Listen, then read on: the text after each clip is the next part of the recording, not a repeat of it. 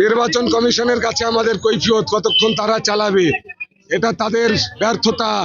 ক্যান্ডিডেটকে release ঘুরতে দিতে হবে। আর হুমায়ুনকে আমরা তার কনভয় নিয়ে ঘুরতে দেব না, যেখানে যেখানে যাবে ওকে ব্যারিকেড করব, ওকে নওদার ভোট লুট করতে দেব না, নওদাকে অশান্ত করতে দেব না, নওদা থেকে ওকে বার হতে দেব না, চারিদিক দিয়ে ওকে আটকাবো, ঘিরবো। হুমায়ুনকে চ্যালেঞ্জ দিলাম।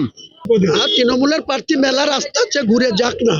আমাকে এখানে অবরোধ করবে, আমাকে এখানে গুন্ডাগিরি করবে তার ব্লক সভাপতি, আর আমি তাকে চুমু খাবো নাকি না রসগোল্লা?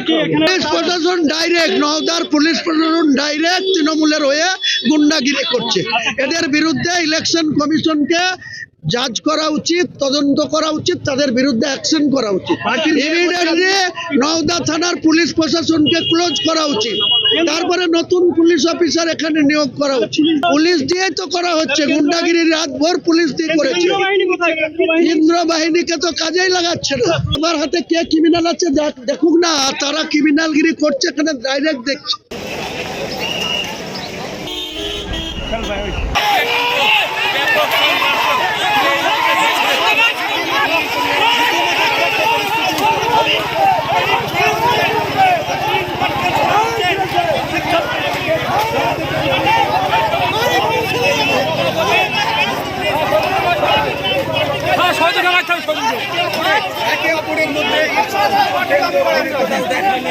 বলো ভাই, প্রচুর জমায়, প্রচুর গাড়ি ভাঙচুর হয়েছে।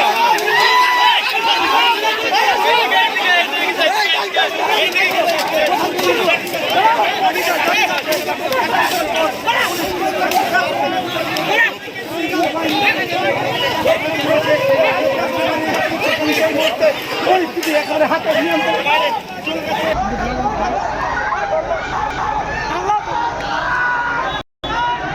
কারা কারা কারা মারলো, কারা মারলো, কারা কারা মারলো আপনার গাড়ি?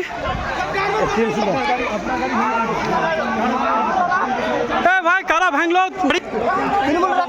রণক্ষেত্র মুর্শিদাবাদের নওদা বিধানসভার শিবনগর।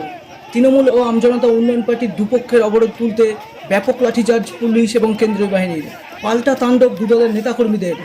লাঠিচার্জের মাঝেই বের করে নিয়ে যাওয়া হয় হুমায়ুন কবিরকে। বের করে নিয়ে যাওয়া হয় তৃণমূল প্রার্থী শাহিনা মমতাজের গাড়িও। তৃণমূল কর্মী ও আমজনতা উন্নয়ন পার্টির সদস্যদের মধ্যে ব্যাপক ইটবৃষ্টি।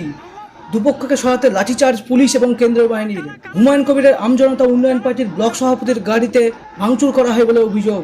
এদিন লাঠি হাতে দেখা যায় দুপক্ষের সমর্থকদের। এলাকায় রয়েছে চাপা উত্তেজনা।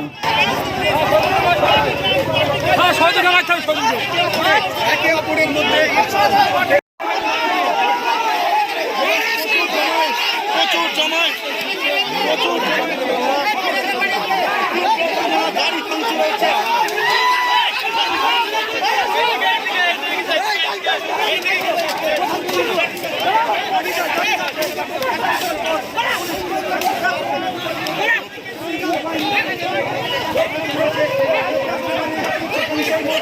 পরিস্থিতি এখানে হাতে নিয়ন্ত্রণের বাইরে।